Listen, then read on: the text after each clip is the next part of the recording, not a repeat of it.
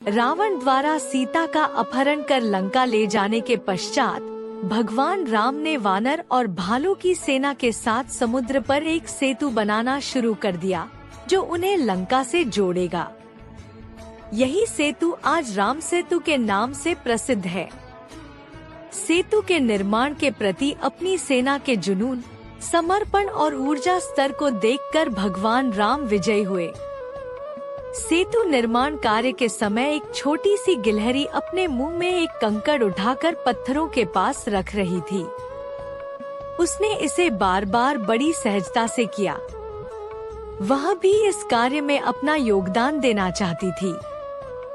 तभी एक वानर की नजर उस पर पड़ी और वह उसका मजाक उड़ाने लगा।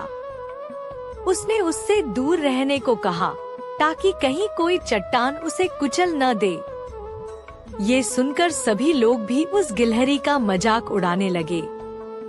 वानरों द्वारा कहे गए बातों से दुखी होकर गिलहरी आंसू बहाने लगी। भगवान राम दूर से यह सब देख रहे थे। परेशान होकर गिलहरी भगवान राम के पास गई और उनसे सबकी शिकायत की। तब भगवान राम ने अपने सेना को दिखाया कि कैसे गिलहरी द्वारा फेंका गया कंकड़ दो शिलाखंडों के बीच संबंधक के रूप में काम कर रहा है। उसका योगदान भी सेना के अन्य सदस्यों जितना ही मूल्यवान है।